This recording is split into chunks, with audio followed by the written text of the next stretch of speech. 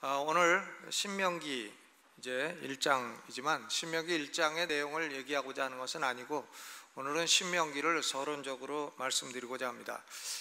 우리가 지금 창세기, 출애굽기, 레위기, 민수기, 신명기 이 5권의 책은 모세 오경이라고 부릅니다. 모세의 책이라고도 부르고 모세의 율법이라고도 부르고 이것은 영어로는 펜타튜크라고 합니다.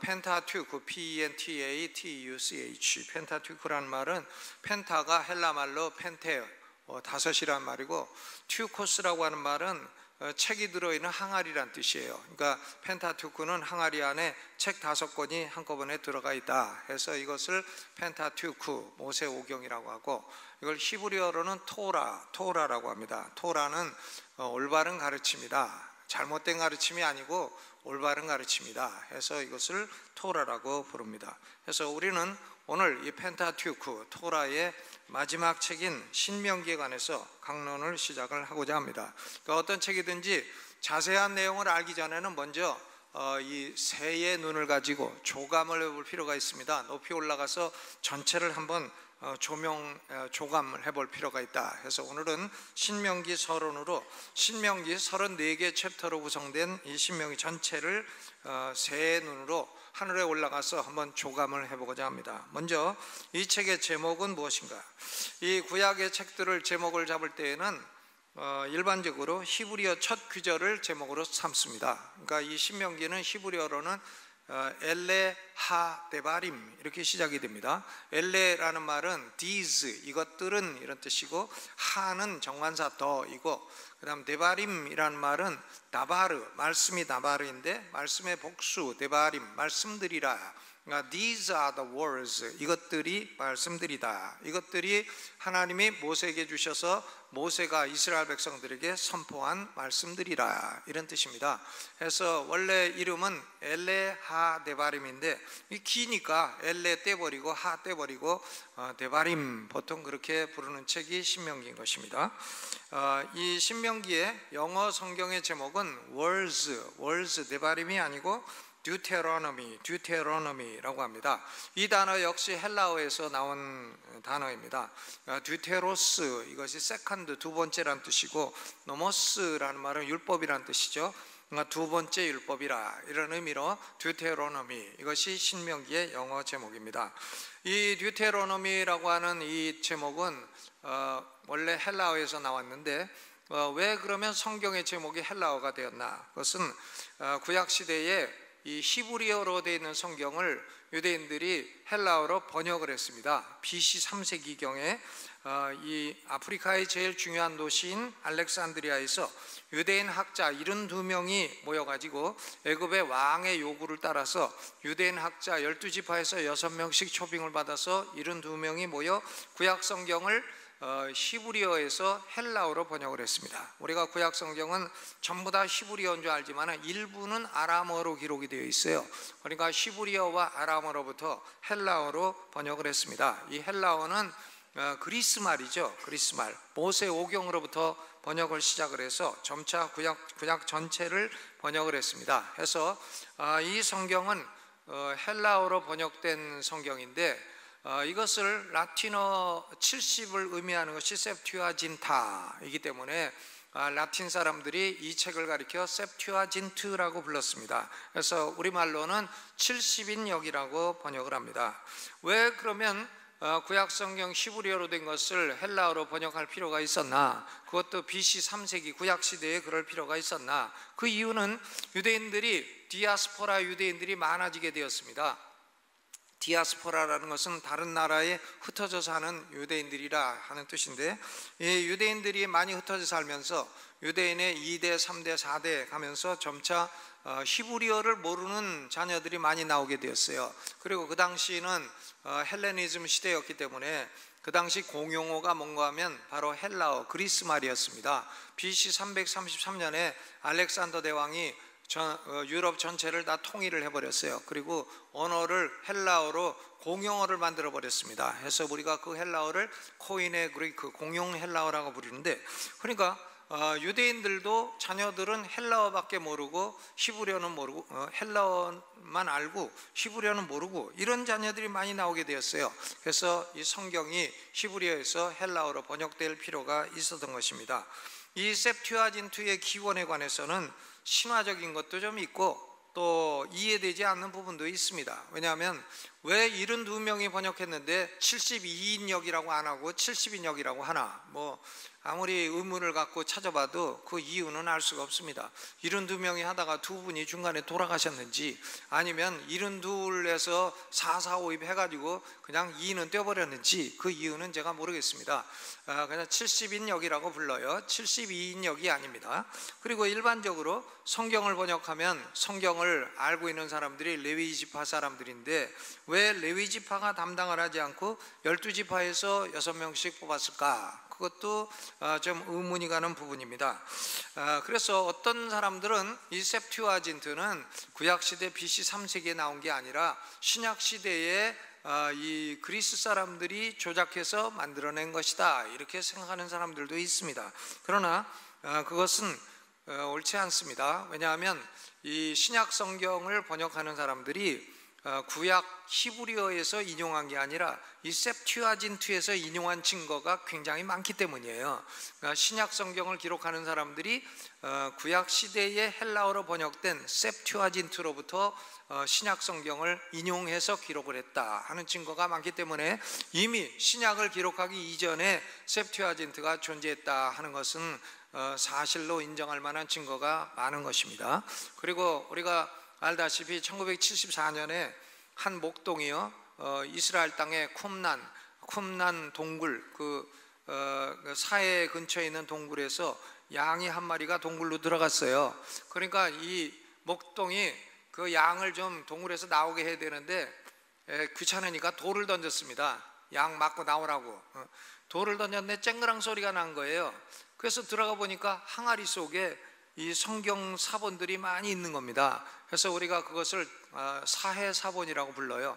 Dead Sea Scroll. 1974년에 발견됐습니다.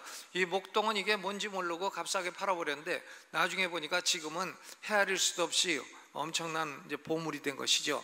이것이 그 유명한 사해 사본입니다. 그런데 이 사해 사본 주로 언제 나온 사본들이냐면은 구약 시대의 쿰난 공동체에 있던 그 SNF파 사람들이 그걸 손으로 쭉 기록을 하고 복사를 한 건데 그 가운데에는 헬라어 문서도 많이 있어요. 헬라어로 된 성경도 많이 있기 때문에 구약 시대에도 헬라어 번역 성경이 있었다 하는 증거가 되는 것이고 또 AD 200년에 알렉산드리아에는 신학교가 있었습니다. 그게 알렉산드리아 신학교인데 거기 교장님이 누군가 하면 오리겐이라는 사람이에요. 이 오리겐이라는 사람이 쓴 작품 가운데는 헥사플라라는 게 있습니다. 헥사플라는 뭐냐면 6개의 성경 사본을 비교를 해놓은 거예요. 어떤 것이 정확한지 비교해서 알아내라. 오늘날로 치면은 소위 본문 비평과 같은 그런 걸 한 건데 헥사플라 6개 사본을 비교할 때에 거기에 헥사플라의 septuagin트가 하나가 딱 들어가 있습니다. 그러니까 이것은 후대 아주 늦게 나온 것이 아닌 것은 분명한데 이 septuagin트를 번역하는 사람들이 신명기 제목을 잡을 때에 신명기 17장 18절의 근거를 두고 두 번째 율법 듀테로노미라고 잡았다고 합니다. 신명기 17장 18절은 내용이 뭔가 하면 유다 백성들 가운데 왕위에 오르는 사람들은 반드시 이 율법서를 복사를 해가지고 복사본을 옆에 두고 평생에 그걸 읽고 사랑하고 거기에 순종해서 살아라 하는 말씀이에요. 그러니까 율법서의 복사본, 이게 a copy of this law, 이 율법의 복사본이라는 말인데 이것이 히브리 말로 미시네입니다. 이 미시네가 복사본, 카피 혹은 듀플리케이트, 복사본이라는 의미인데 둘째, 세컨드라는 뜻도 갖고 있어요. 그러니까 복사하면은 둘째 작품이 나오게 되는 거니까 둘째라는 의미도 있어서 이것을 번역할 때에 세컨드 로, 두 번째 율법이라고 번역한 데서 듀테로노미라는 단어가 나왔다고 합니다. 헬라어로 듀테로스는 두 번째란 뜻이고 노모스는 율법이란 뜻이에요. 해서 듀테로스와 노모스가 결합이 되어 가지고 듀테로노미 이렇게 신명기라는 단어가 나오게 되었습니다. 물론 이것은 이제 그 율법의 복사본을 복사해가지고 옆에 두어라 하기 때문에 이게 목적격으로 쓰여서 이게 이제 듀테로노미온 목적격으로 되어 있습니다. 사학격이라고 하죠. 그렇게 되어 있는데 영어로 될 때 듀테로노미 이렇게 번역이 된 것입니다. 그러니까 모세가 두 번째 율법이라고 해서 새로운 율법을 계시받았다는 내용이 아닙니다. 이것은 이미 시내산에서 모세가 올라가서 계시받은 그 율법, 동일한 율법을 반복해서 가르쳤다, 그런 뜻이에요. 반복해서 가르쳤다. 그래서 두 번째 율법이라고 붙인 것입니다. 반복된 율법, 이렇게 하는 게 더 좋은데 이 번역하는 사람들이 그 적절한 단어가 생각이 안 났는지 두 번째 율법이라고 이름을 붙였습니다. 근데 모세는 율법을 단순히 복습만 한 것이 아니라 인격적인 순종적인 반응을 요구하는 새로운 강론을 한 것이에요. 이 대상자는 누구냐 하면은 출애굽 제1세대가 아니고 광야에서 태어나고 성장한 출애굽 2세대를 대상으로 해가지고 모세가 죽기 바로 직전에 요단강 이스라엘 백성들이 건너기 바로 직전에 아라바 광야라고도 하고 모압 평야라고도 하는 그곳에서 제2세대를 놓고 시내산에서 받은 율법을 다시 교육한 것이 이 신명기입니다. 그래서 모세가 이것을 몇 번 설계했냐면 3번 설계했어요. 바로 이 신명기는 모세의 3편의 설계라 이렇게 말할 수 있습니다. 우리말 성경 제목은 신명기라고 되어 있는데 이것은 중국 한문 성경에서 유래한 것이라고 합니다. 한자로 쓸 때 조심해야 됩니다. 이 신명기 할 때 신자가 새 신자가 아니에요. 그러니까 새 신자가 되면은 새로운 법이다 그런 뜻이 되겠죠. 새로운 명령이다 이렇게 되겠지만 새 신자가 아닙니다. 그러면 이것도 귀신 신자를 쓰냐, 귀신 신자 이런 걸 써가지고 귀신의 명령이냐 혹은 신의 명령이냐, 그것도 아닙니다. 귀신 신자도 아닙니다. 그러면 신명기의 신자는 무슨 신자입니까? 무슨 신자냐면은 이것이 납신자예요. 납신자. 그러면 젊은 사람 보고 납신이 뭐냐 그러면 구리신 아니고 주석신 아니고 납신인가요? 이 납을 갖다 무슨 금속의 하나로 생각하는데 이 납이라는 건 그런 게 아니고 잔나비를 줄여서 납이라고 하는 겁니다.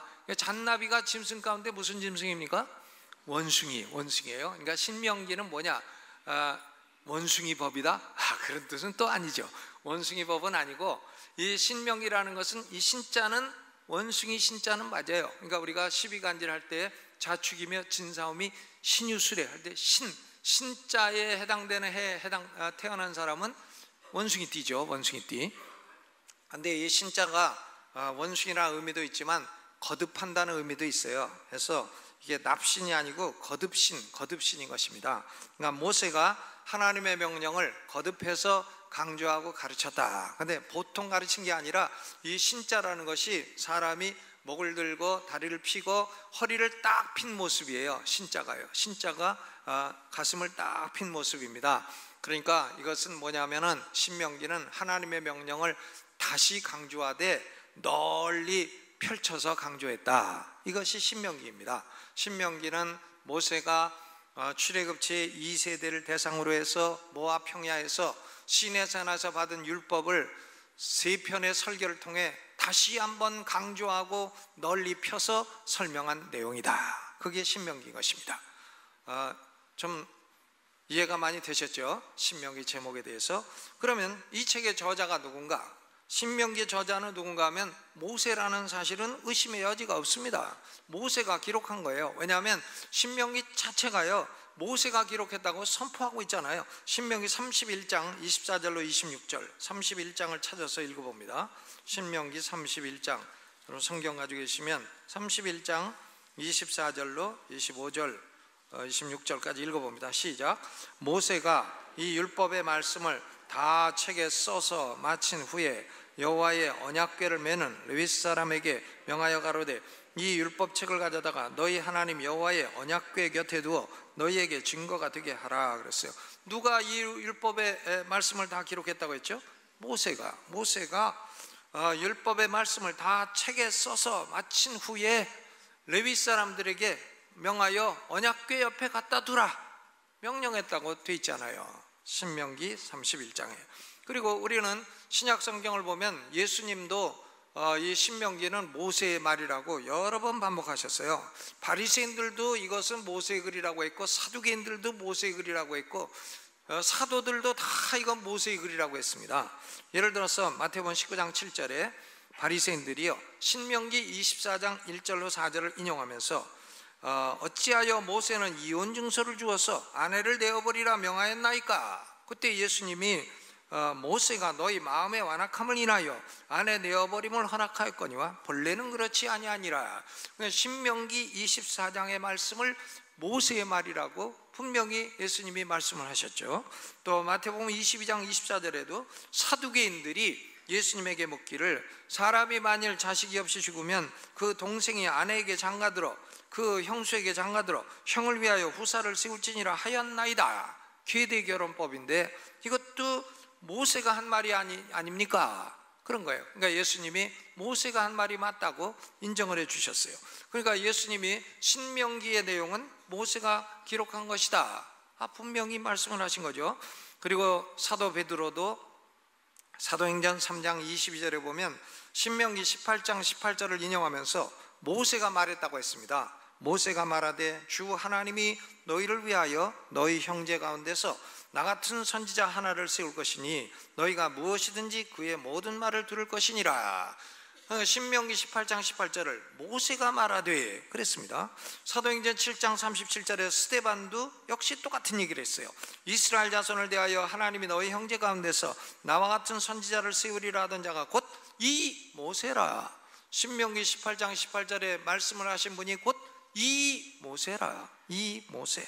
사도 바울도 고린도전서 9장 9절에 신명기 25장 4절을 인용하면서 모세 율법이라고 했습니다. 모세 율법에 곡식을 밟아 떠는 소에게 망을 씌우지 말라.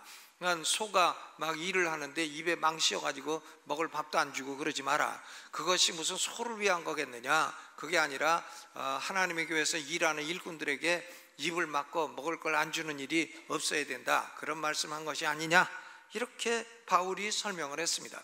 그러니까 바울이 신명기 25장 4절도 모세의 글이라. 그런데요, 왜 이 신명기를 모세의 저자가 아니라고, 모세의 저작이 아니라고 하는 사람들이 나오나? 그 이유는요, 예수님이 40일 금식을 가지고 줄이실 때에 마귀가 예수님을 공격을 합니다. 공격을 해요. 여러 가지로 공격을 합니다. 그 공격하는 것은 육신의 정욕, 안목의 정욕, 이생의 자랑, 이걸 이용해 가지고 공격을 해요. 야, 돌변화에 떡이 되게 하라, 뭐 너 한번 탑 위에서 뛰어내려 봐라, 그럼 너 유명해진다, 다 그런 얘기입니다. 그때에 예수님이 신명기의 말씀을 인용해 가지고 마귀를 대적했어요.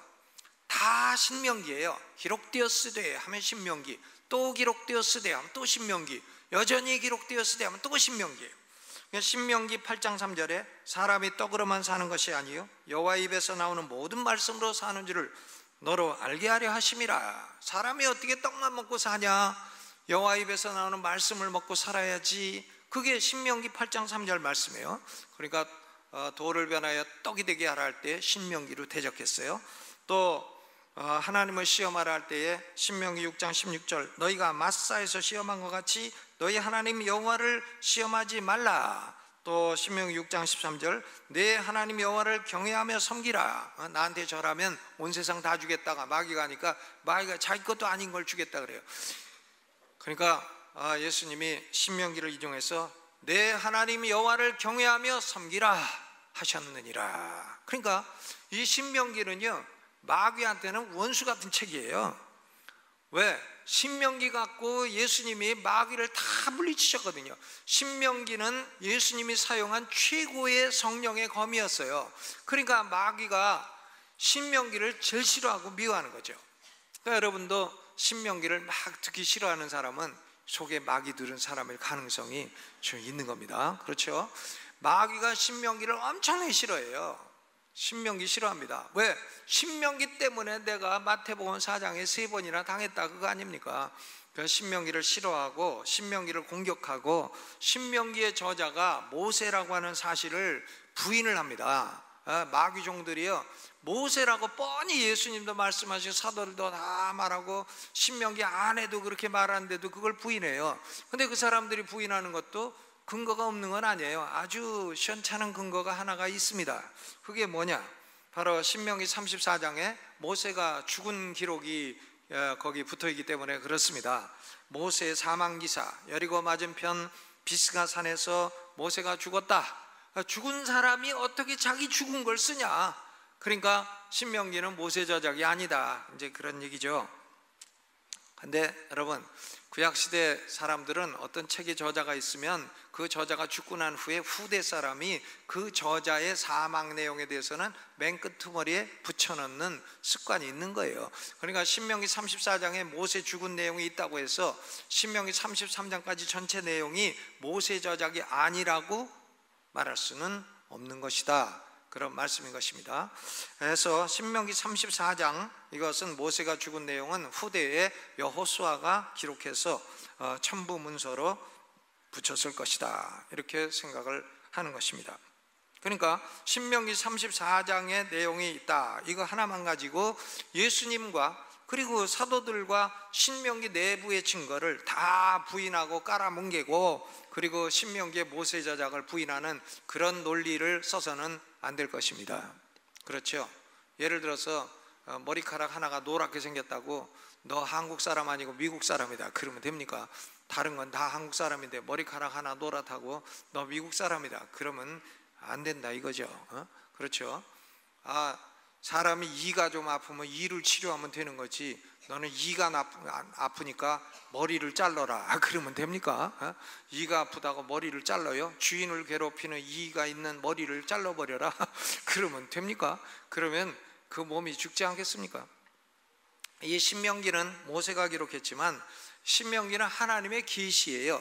하나님의 계시이고 모세가 계시를 받아서 그걸 가르치고 기록한 것입니다. 그런데 모세가 어젯밤에 계시를 받았는데 아침에 일어나가지고 아이고 나이가 많다 보니까 다 까먹었네 그래가지고 엉터리로 자기 생각한 대로 막 기록을 하면 안 되지 않습니까? 그러니까 자기가 계시받은 그대로 정확하게 기록하도록 성령이 간섭을 하신 게 뭔가 하면 영감입니다. 인스피레이션. 영감이라고 하는 것은 내용을 받았다는 게 아니에요. 내용을 받은 건 계시예요. 계시. 영감이란 뭐냐? 받은 계시를 오류가 없이 정확하게 기록하도록 하는 성령의 역사를 가리켜서 영감이라고 말하는 것입니다. 그러니까 이 신명기는 모세가 하나님께 계시를 받아 성령의 영감으로 기록한 하나님의 말씀인 것입니다. 모세의 책이지만 하나님의 말씀이에요. 그러면 이 신명기가 얼마 동안의 기간에 기록이 되었나, 이 질문에 대해서는 정확하게 답을 할 수가 있습니다. 신명기 1장 3절을 읽어보죠. 1장 3절 읽어봅니다. 시작. 제40년 11월 그달 초 1일에 모세가 이스라엘 자손에게 여호와께서 그들을 위하여 자기에게 주신 명령을 다 고하였으니, 그랬어요. 40년 몇 월 며칠이에요? 11월 1일 11월 1일인데 어떤 사람은 이것을 11번째 달 1일이라고 하는 사람도 있어요. 만약에 11번째 달이라고 하면은 1월 달에 떠났으니까 12월이 되는 거예요. 근데 저는 문자 그대로 그냥 11월 1일이라고 보겠습니다.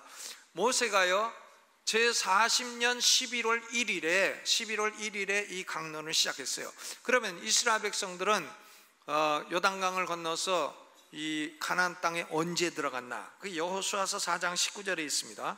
여호수아서 419 읽어보죠. 여호수아 516 아니고 419. 여호수아서 419 읽어봅니다. 419 시작.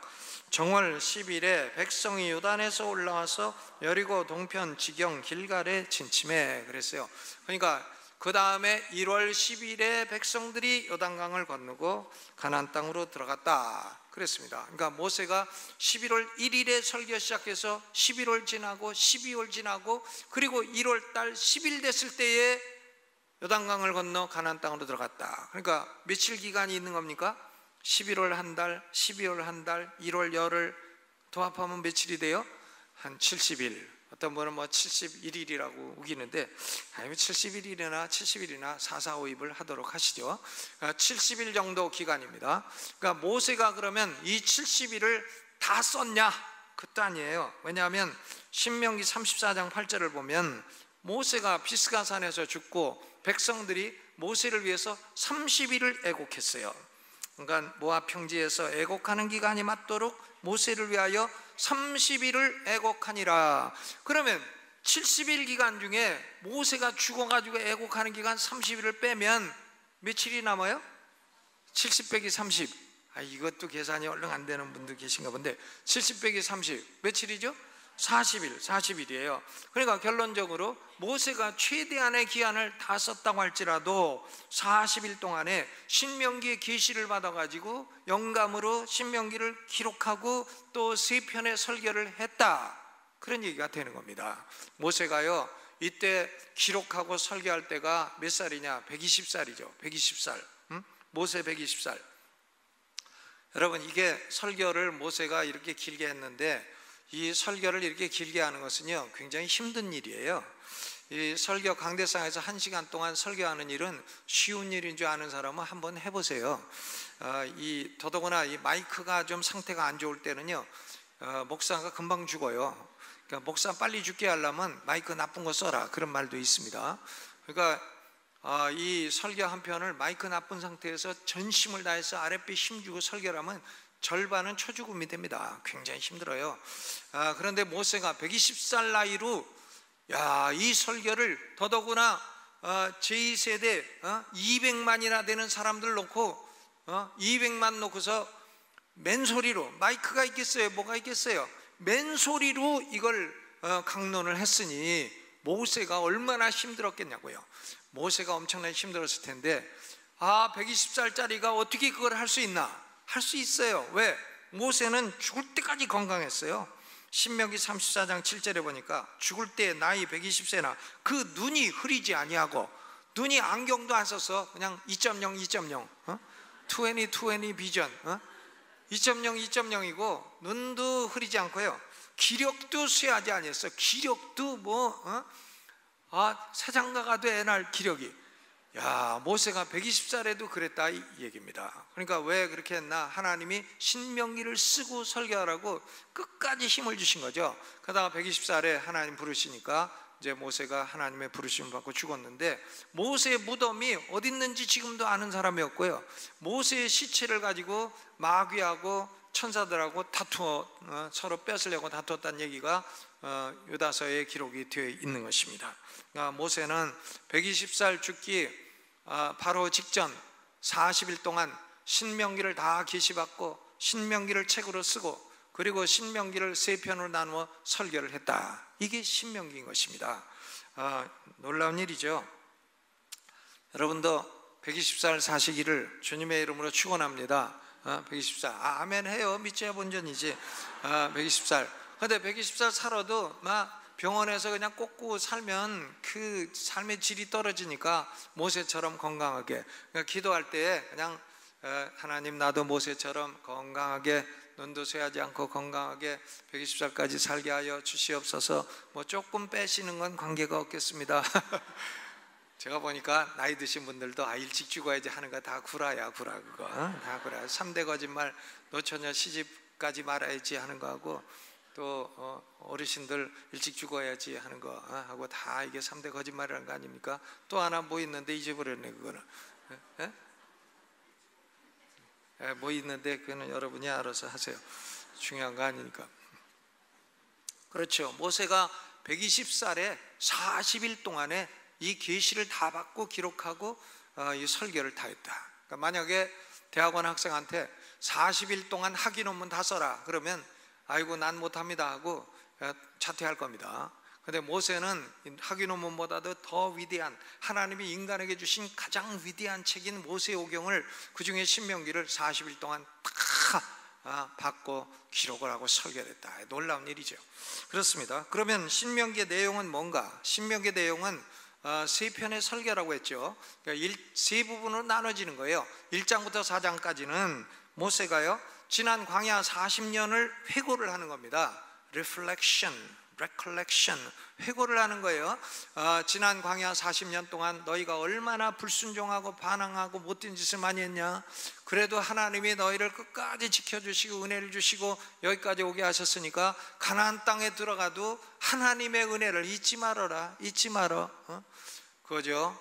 그것이 1장부터 4장까지 40년 회고이고, 그 다음에 두 번째로 5장부터 26장까지는 이 시내산에서 받은 율법을 가르치는 겁니다. 율법은 세 부분이죠. 하나는 십계명, 도덕법, 모럴로, 도덕법이고, 제사 지내는 데 필요한 의식법, 세리모니얼로, 그리고 또 이 이스라엘이라는 신정 통치 국가를 유지하기에 필요한 시민법, 시빌로, 이 세 가지 법을 모세가 새롭게 강론을 하는 거예요. 출애굽 2세대, 광야에서 태어나서 율법을 잘 모르는 그 세대에게 교육을 하는 것입니다. 하나님 말씀은요, 아는 것 같아도 안 들으면 모르는 게 하나님 말씀이에요.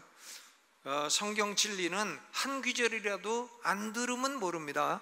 다 아는 척하지만 모르는 거예요.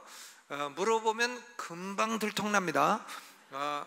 안 들어서 아는 사람이 어디 있어요? 저는 여태까지 교수도 해보고 목사도 했지만 안 듣고도 아는 사람은 여태 본 적이 없어요. 말씀은 들어야 아는 것입니다. 그렇죠? 율법을 이제 가르쳤어요. 그것이 두 번째 설교고, 그 다음에 세 번째가 신명기 27장부터 33장까지 하나님의 말씀에 순종하면 축복이 오고 불순종하면 저주가 온다, 이것입니다. 이런 역사관을 신명기적 사관이라고 합니다.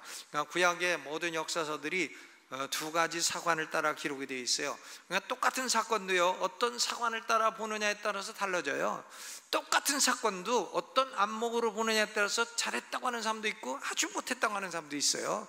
자기 안목만 옳다고 해서는 안 되는 거죠. 그러니까 다양한 안목이 있는데, 구약 성경에도 신명기적인 사관과 역대기적인 사관이 두 가지 사관이 있습니다. 그러니까 이 신명기와 역사에 관해서는 다음 주에 말씀을 나누도록 하겠습니다. 근데 신명기 27장부터 33장까지는 소위 신명기적 사관, 이 율법의 말씀에 순종하면 축복이 오고 이 율법의 말씀에 불순종하면 저주가 온다 라고 하는 사관을 말씀을 하는 것이고, 마지막 34장은 모세의 사망기사고 여호수아가 첨가했으리라고 추측하는 내용인 것입니다. 그러니까 이렇게 세 편의 설교인데, 어떤 설교자는 제가 이 설교를 준비하다 보니까 신명기에서 제일 중요한 단어가 세 단어라고 했어요. L자로 시작되는 세 가지 단어라. 하나는 이스라엘 백성이 들어가서 살게 될 땅, land, L-A-N-D, land, 킹 제임스 버전으로 신명기에만 158번 땅이라는 단어가 나옵니다. 땅이 첫째 중요하고, 둘째로는 신명기에만 24번 나오는 단어가 율법, 법, 법, L-A-W. 그리고 세 번째로 신명기에만 436번 나오는 단어가 여호와, 롤드, 랜드와 로와 롤드, 이 세 가지가 신명기에서 제일 중요한 세 가지 단어라 그랬습니다. 그러니까 이 신명기는 우리에게 뭘 말해주나, 우리 하나님의 백성들에게는 천국에 들어가면 차지할 땅이 있다. 이 땅을 뭐라고 합니까? 기업, inheritance, 기업이라고 하죠. 우리에게는 기업이 있다. 천국에 나는 영원한 기업이 있다. 그게 우리가 이 세상 나그네 같은 잠깐 사는 세상 살아가는 소망의 닫힙니다. 이게 땅이 있다, 이걸 기억하라는 거고, 두 번째는 성도들은 이 세상을 살아가는 동안에 하나님이 주신 법이 있다. 법로, 무슨 법인가? 십계명이에요. 우리 성도들은 십계명 지켜서 천국 가는 건 아니에요. 그러나 예수 믿어 천국 가지만 십계명은 따라 살아야 돼요. 하나님이 우리에게 주신 거룩한 법이 있다. 법로, 십계명을 따라 살아라. 로. 그렇죠. 십계명 어기는 사람들은 별로 복받기 어렵습니다. 결혼해 가지고 바람이나 피고 그런 사람은 그 집 복받기 어려워요. 거짓말이나 하고 다니는 사람은 그 인생이 복받기 어려워요. 간음하고 살인하고 다니는 사람은 복받기 어려워요. 그렇죠. 십계명 이 법이다. 이 법을 이 세상에 있는 동안 따라 살아라. 그리고 세 번째는 우리에게 천국의 땅도 주시고 우리가 살아야 될 법도 주신 분은 다른 존재가 아니라 여호와 하나님, 롤드, 여호와 하나님이시다. 평생에 여호와 하나님만 경배하고 순종하며 살아라. 그것이라고 했습니다. 랜드와 로와 그리고 롤드. 신명기를 강론한 동안에 땅에 대한 소망이 더 커지고 법을 지키는 그런 능력이 더 커지고, 그리고 주님을 더욱 알아가고 사랑하는 성도들 되시기를 주님의 이름으로 축원합니다.